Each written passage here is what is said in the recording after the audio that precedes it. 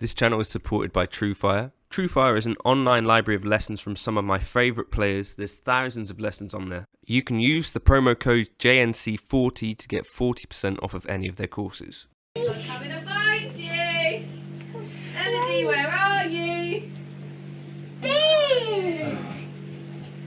This is an element of Marshall amps which I've seen basically slagged off by pretty much anyone. Like if you read forum posts on any of these sorts of amps, what you'll find is that for some reason Marshall started putting these DI outs on their amplifiers. I think this was a while ago because they're on like the TSLs and stuff like that. They've also got like an XLR one, but people really, I don't think, seem to get on with them. So in this video I kind of wanted to compare it to an actual Fractal X Load and see for myself whether this DI output here is totally useless or is there something else going on here.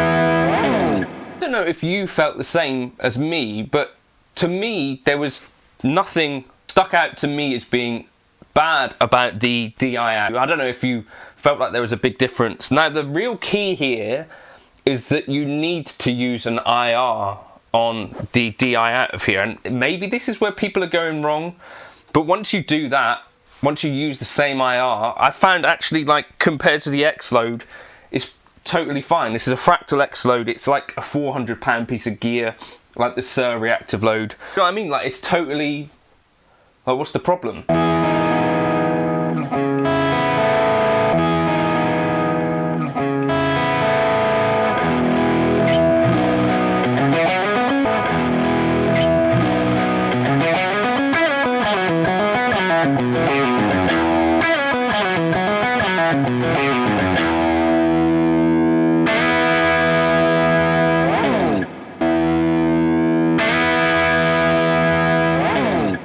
It works. So that was a bit of a surprise for me, because it's one of those things, kind of like the Mizubuki cab clone, where you kind of read opinions on these things online, and you know, people I think might have just not even bothered trying it, because you know, you read opinions on this stuff, and you know, sometimes these things are bad, sometimes these things are not. I haven't tried this yet, but this, because the basic studio platform is the same sort of thing. So they've all got FX loops on them. They've all got this DI out thing. But the one thing that you do also have to do is actually load the amp down with a load box. Otherwise...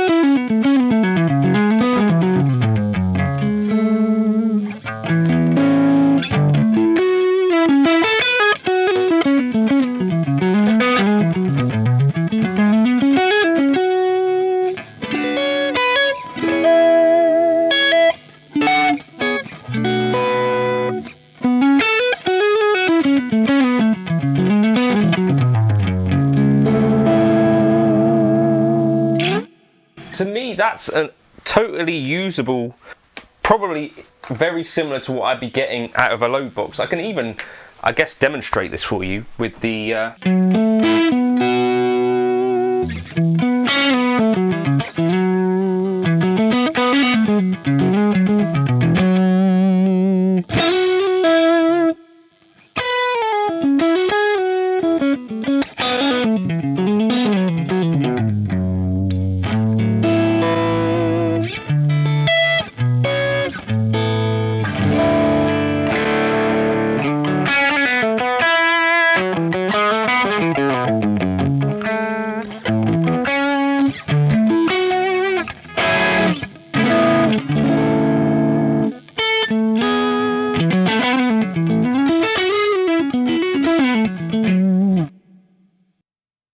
Now, I don't know if you're able to discern something that my ears can't pick up, but to me, I think both tones are totally usable with the X Load and with the amp out.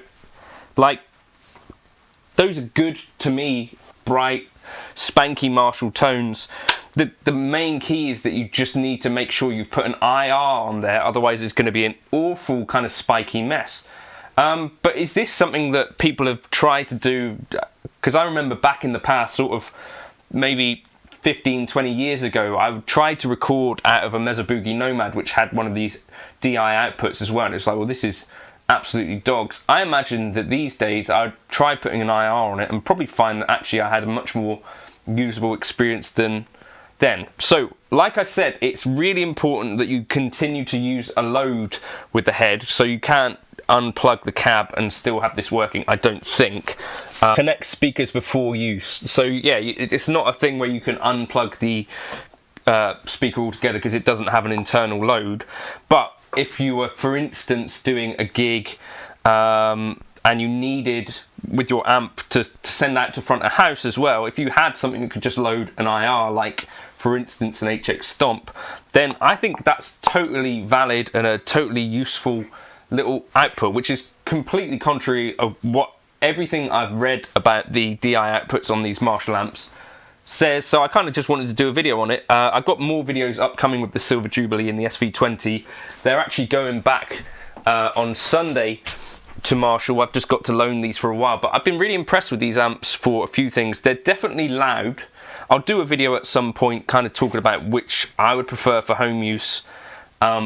I think the Silver Jubilee is the answer, and the more versatile amp, this Plexi does do some really cool tones, but less versatile I'd suggest than the Silver Jubilee. Anyway, so yeah, the DI outputs on these, turns out they're kind of totally fine.